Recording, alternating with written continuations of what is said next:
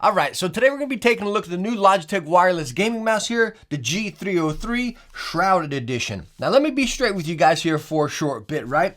I have never used the original G303, never was enticed to or anything. Just looking at this shape, I was like, yo, that thing is crazy. That's never gonna work out for me, you know what I mean? That's what I really thought, but boy was I wrong. And starting with the dimensions of the G303, I mean, you can look at them right here, but it's truly about the shape. Don't get wrapped up into the numbers. And when you look at the shape right here, right? So you see it comes in at the front, comes in at the back, and you got this hump right in the middle, right?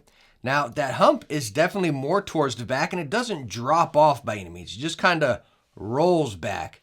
But the other thing is the bottom and the sides. You see right here? It swoops up. Hopefully the camera can pick that for you guys. Maybe just like this, you can see it, how the edges are swooping up. So whenever you're gripping this mouse, your fingers are coming down. It's really locking in right there, and it's still hitting me in the back of the palm here. Now, of course, you can just fingertip it and flick it around like that, or rest your fingers down on it, or pull it back into your palm. You'd think this is jabbing you one way or another somewhere on your hand, but it really doesn't. In multiple of those grips, it just fits and it works. Now, one thing that was weird talking about gripping it, and again, these curves and edges, are the side buttons. You can see, so you got your side right there. Again, it's swooping up. Bam, your side buttons are kind of like on the top right there. You can probably see it. Again, you got the curve, that flat edge. Boom, shoots up. You can actually see that crease right there, and that's where your side buttons are. So I always found myself, again, if I'm gripping it, I found myself having to like hop my thumb up there. And I use my side buttons quite frequently, whether it be sliding or something like that, you know, a melee. I mean, I got used to it after a while, and it was kind of like, okay, but, you know, I still always, in my head, I was like, all right, let me get to those side buttons. Let me get to the side buttons, you know what I mean? But other than that, all the buttons are pretty crispy, no extra play or anything.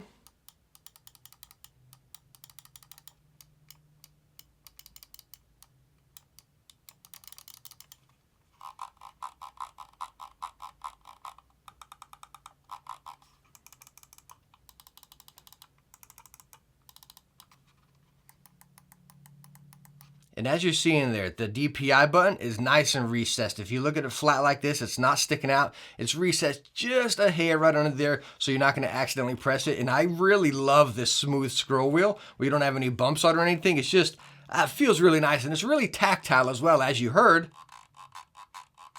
Kind of Zowie-esque, a little quieter than Zowie, but really nice tactile scroll wheel. Flipping the mouse over, we're using a Hero 25K sensor, two very big PTFE feet, and one around a sensor as well. As you're hearing right here when we're doing a glide test on the Shroud GP1 Techne Edition, Shroud, if you really want to complete your setup, you're going to need one of these mouse pads right here. So it's going to be perfect for your setup.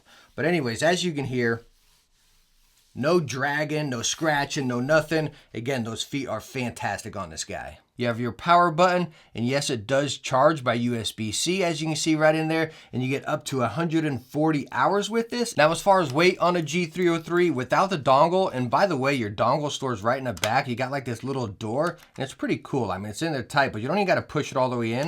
It just like goes in by itself, so really cool, innovative piece right there. I don't know, I like it. Anyways, as far as the weight, you're getting 74 grams on the money, and it's just perfectly balanced. It's not tail heavy, even with that big back hump right there. You know, it's not tail heavy, it's not front heavy, it's fantastically balanced. And as far as the build of the G303, it is incredibly solid. No flexing, no side button play, no nothing like that. No rattling, and even when you set it down, it doesn't sound all clanky or anything. It feels like a really solid unit even when you set it down. So really solid build here. And as far as the coating right here, it's really smooth on 1 and 2 and all the way to the back. Definitely G Pro Superlight-ish if you've ever used that before. When you come over to the sides, it's definitely a little more textured. Not crazy, not aggressive texture or anything like that, but you can feel it. But it works out nice for the grippiness. But again, the top is butter smooth, sides slight texture. Now, you all know I love doing comparisons of my mice just as far as shape, because I mean, heck, we can look at numbers all day long and be like, okay, you know what I mean? But I think comparing it up to some other mice that a lot of us probably use, number one being the Logitech G Pro wireless. This is the super light wireless, exact same. And then we have the Logitech G305 right here. So when you look at these mice, it definitely clear as day looks more like the 305, like to a T. but it's really not. Okay, so when you put the 305 in your hand, it kind of rolls out. It definitely doesn't have that high hump like the 303 right here, like just clear as day. You just feel it more girthy. Your hand comes right into the sides here. The back is hitting you into the back of the hand. The 303 is definitely feels smaller. And that's why I pulled out the G Pro Wireless here, because the G Pro Wireless definitely comes into the back of your palm a bit more, and you definitely kind of feel the girthiness. And that's where I take it with both of these out here. I take the 305 and the G Pro Superlight. If you kind of combine them a little bit, somewhat, somehow, if you're with me. Again, I know it's a weird comparison, but again, the 303 is a weird shape. It's a different shape. There's not really much you can compare it to, you know? So I want to give you that visual vibe of what it would be like. Again, put the 305 in your hand right here. You kind of feel it right there, but expand it. Just blow it up a little bit, and that's why I pulled out the G Pro Superlight, because it fills out your hand. So imagine the 305 filling out your hand more. And like I said in the beginning, yo, I thought I wasn't gonna like this shape. I was like, yo, who is that even for? And it was weirdly amazing how great it was in all of those grips. All right, so the Logitech G303 Shroud Edition here. Do we recommend it? Do we like it? Yes and yes, hands down. It was such a blast to use. It really was. You all know I love innovation, even though this is kind of like a remaster or redo. But someone like me that's never used it before, you know, it's something awesome. As a tech lover, a gamer, a mouse fan, you know, it's so cool. It's something you have to try. It really is. Now, unfortunately, in my marketing material, I had to look on there for the price, and it's actually whited out. They don't list the price, so I have no idea what it costs. Now, I know from the G Pro Wireless to the G Pro Wireless Shroud Edition, there was no price hikes for it being a Shroud Edition. I believe they were both $130.